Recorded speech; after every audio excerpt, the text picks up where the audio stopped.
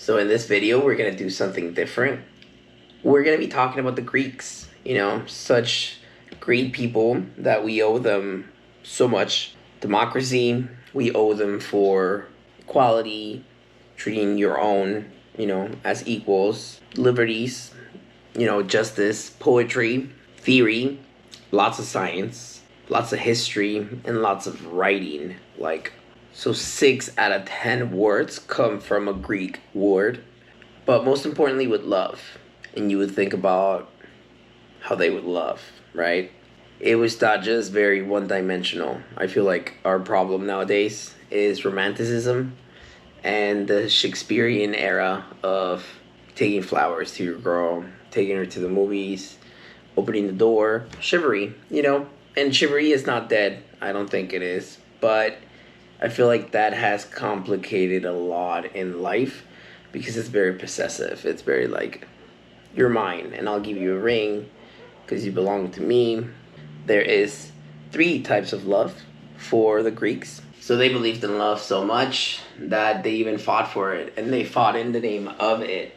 And the first type of love was eros, coming from erotic, or the passionate state when you enter a relationship, that hot state where all you want to do is be on top of each other, be with each other, you can't get enough of each other, that passionate love, that spirit of love, right? That like intensity of love, that is pretty much eros. And I feel like a lot of people stay stuck in that state. A lot of people go from relationship to relationship because they love, or they're addicted to that first part of that they just want to dwell in that. They just want to get another relationship and another relationship just to start all over again, just to start new. So that eros part of things is usually in the beginning of the relationship or when you're young, I believe. I think it's more of a beginning of the relationship, but it's very hard to keep that going as romanticism says it should, right? You should always the knight saves the princess and they live happily ever after. There is no beyond that. There is no tomorrow. There is just happily ever after. If there's anything you need to learn about the pursuit of happiness, is that it's just a pursuit. That's all it is. It's not a stable place. Your happiness can go away with your wife dying, or with your husband dying, or with your dog dying. I mean, we just lost Lily not too long ago, and that was very sad. And it messes with your happiness no matter how you want to see it. So that's why it's the pursuit of happiness. That's why it's never so stable. You gotta work at it. It's like a garden. If you don't give it water, it's gonna die. So that is why eros is so addicting, and that's why many people jump from relationship to relationship, because they love that, especially the people that only last within a year in relationships. They just want that out of that. They're just addicted to that new person, not the love part. So this is where most people get it wrong. The second type of love, or Greek love at least, is philia. Philia doesn't have a very good meaning in English, or at least not a good translation, but here philia comes from friendship in Greek, not from paraphilia or whatever, or paraphernalia, or all those philias, right? They are very negative in English. And now this one is, tricky because it's not really romanticism. It's not really about a partner. It could be about a partner, and that's one of the Greek milestones of a relationship, having your partner being a friend as well. But this also applies for family. This also applies for friends that you grow up with when you're young, and you just those friends that you just feel like you're connected in some way, like your family, without at all being family, without at all being the same race or anything, and you guys feel like family. That is philia. That is the care of a friendship without expecting anything back. And this is more important sometimes than a romantic partner, because you're just giving out there. You're just giving into the void of the universe. And there's no such thing as a black hole, right? There is also a white hole out there releasing that energy. So whatever you give, it does come back to you, right? So one funny thing about karma is that when bad things happen to you, it's not necessarily your bad karma. It's not necessarily something you did wrong and you're getting, you're paying for. It's something somebody can just be doing wrong towards you, and they're just compounding. They're just gathering their own karma and just happen to be a bystander, right? Not every bad thing that happens to you is your fault. Not everything is so victimizable. I feel like not everything is about you, Things are just greater than that. And that's where philia comes in, friendship. I've actually been saved by friends in so many ways, in so many times, but in so many ways, in so many deep ways. And I can count my friends in one hand, just a few, and a few true friends that have been there. I also feel like the same people that are addicted to love, or at least the beginning of, eros, are the same people who get into a relationship without having philia with their relationship, without having a friendship, without having a stable foundation where they can rely and build upon.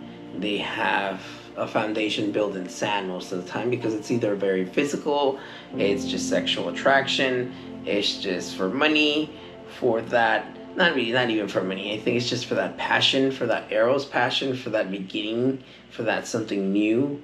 And they don't have that philia. They don't have that connection with that person. They don't really know what's up. They don't really know where that person comes from. They don't have an emotional connection. I feel like one of the emotional connections I have with my wife is immigration. Like having English not be your first language and learning that when you're like 6, when you're a little kid. That is ironic that's what we're doing to our kid. He's an English speaking kid, and he's going, he's hanging out with the little Mexican kids and stuff. Like, he's Mexican too. He has his Mexican papers and stuff, don't get me wrong, but his mentality is in English, and now he's learning Spanish. We're not doing anything. We're doing something good for him, for his mind, for his brain. He's gonna speak 2 languages. I'm super grateful. But right now, it's that hardship, because I've been there where communication is key, and you really can't communicate with your teammates, with your classmates, whatever. It's a little frustrating sometimes, and I see that. And it's for the better tomorrow, for the better for him, but it's like, I remember that, and it's like, ooh, it's a bittersweet moment. Lastly, we have agape, or at least that's how I pronounce it. Maybe it's agape, but I pronounce it agape. That is compassion.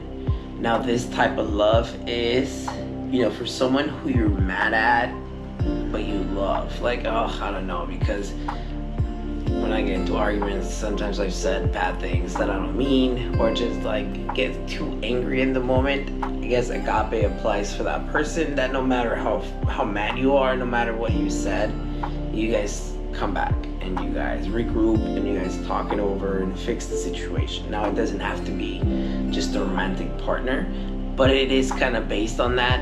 It's also based on your children. When you're like, don't play with that, you're gonna break the iPad. Don't play with that, you're gonna break the iPad. Oh no, you broke the iPad, and then no matter how not, it's just an iPad. No, you get mad because it's something expensive, right? You get mad and you yell and you shout, and they're like, like, at least Ro, he's like, don't yell. Like, whenever he doesn't want to get yelled at now, that's his new thing. Like, don't yell at me, or this and that. Like, he's just communication is one of his strong things, so that's good. Like, he's very witty, like, I used to escape from getting hit by just saying that, like, oh, listen, next time, please don't hit me, and then I would listen, I would just do it again. But that's not the point. The point is that I would get away from arguments and from beatings because I was witty, and I was able to get away from those things because of my personality, right? Just talk my way out. So agape, it can be also towards your parents.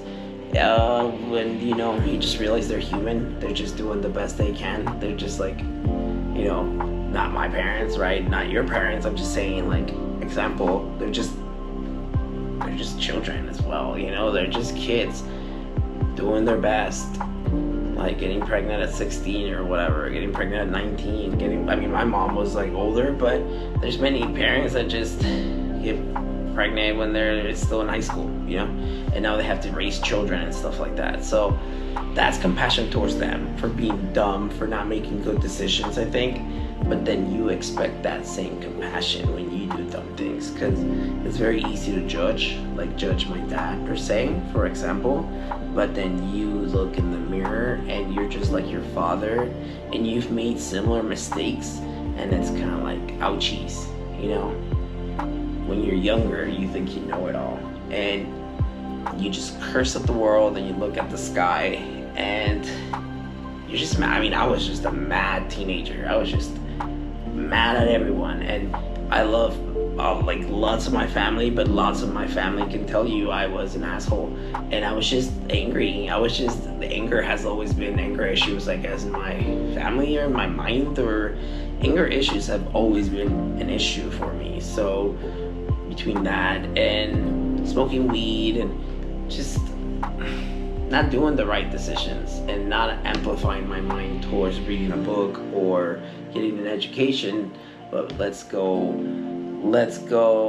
freaking drink or smoke weed, or let's go surfing, or I've always lived in the moment, right? So I also need agape myself. I also need compassion myself, because I've also not been the perfect person ever, and still not, and still never will be. But thanks to compassion from the people I know, I've become better, better version of myself last week, or a better version of myself last year. That's all I can really compare it to. So the love for something or someone imperfect, I feel like that is agape. Someone's weakness and not someone's strength. You love them despite these flaws, despite these weaknesses. Romanticism, like I mentioned, I think is the problem, and they've put this in movies and they put this in Disney, and we just want to feel like happily ever after is right around the corner without having to work for it. But how much of that is true? We see the world today.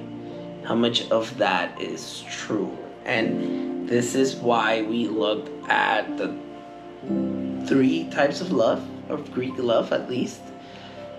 Maybe as an understanding to broaden your horizons, maybe to expand your mind, expand your vision of what love should be, but also maybe to just think of something differently.